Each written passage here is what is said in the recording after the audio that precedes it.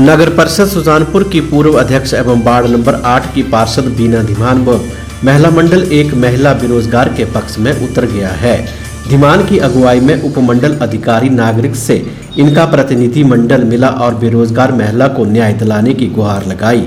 महिला बेरोजगार का आरोप है कि सुजानपुर नगर परिषद में बैकडोर एंट्री के माध्यम से एक अन्य कर्मी की तैनाती कर दी गई है, जबकि मैंने 3 वर्ष तक नगर परिषद सुजानपुर में अस्थायी तौर पर कार्य किया, लेकिन उसके बावजूद उनको प्राथमिकता न देने की बजाय एक अन्य व्यक्ति को बैकडोर तैनाती कर दी गई है। पीड़ित महिला ने सीधे तौर पर नगर परिषद पर भेदभाव का आरोप लगाया है। नगर परिषद सुजानपुर की वार्ड नंबर 8 की निवासी निशा कुमारी पत्नी सन्नी कौंडल ने बताया कि प्रधानमंत्री की जियो तकनीक योजना के तहत उन्होंने वर्ष 2019 से 22 तक निःशुल्क अपनी सेवाएं नगर परिषद कार्यालय में दी तथा 2 वर्ष कार्य करने के उपरांत उन्होंने 1 वर्ष का कार्य बतौर डाटा ऑपरेटर के तौर पर अस्थायी तौर पर किया, जिसमें इस पद पर फिर से अस्थायी तौर पर नियुक्ति का पद रिक्त था। लेकिन हैरत है कि मेरी सेवाओं को दरकिनार करते हुए नगर परिषद कार्यालय सुजानपुर द्वारा एक अन्य कर्मी की अस्थायी तौर पर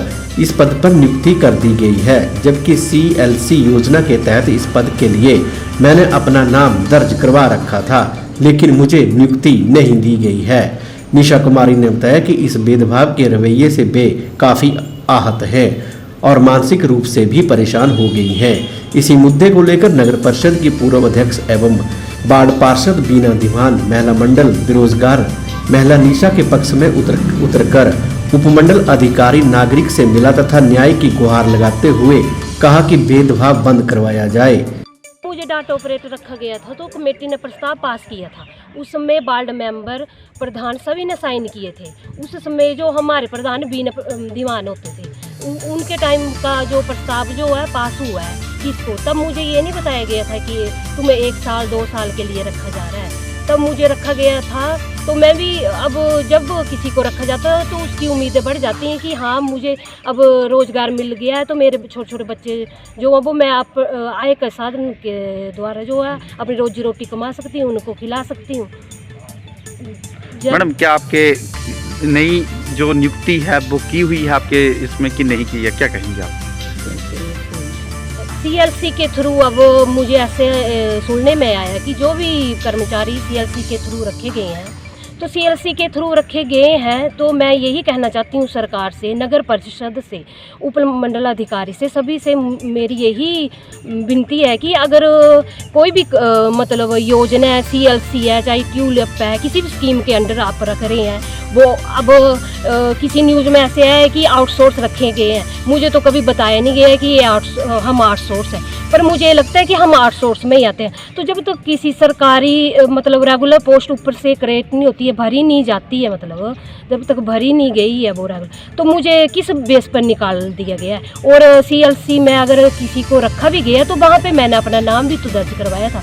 मुझे कोई इन्फॉर्मेशन कॉल क्यों नहीं आई आज तक, ना मिली, ना कोई कॉल आया, ना मैसेज आया। मैं यही सरकार से कहना चाहती हूँ कि मुझे मेरा रोज़गार वापस दिया जाए। इसके बारे में तो मुझे कोई पता नहीं है कि कैसे हटाए इनको, लेकिन मेरा कहना तो यही है कि जो इस लड़की के साथ हुआ है गलत हुआ है।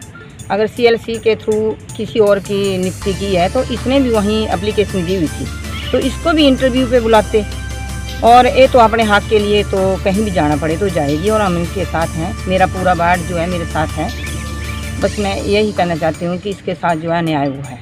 मैडम क्या आप नगर परिषद कार्यकारी अधिकारी से गुहार लगाती नजर आएंगी?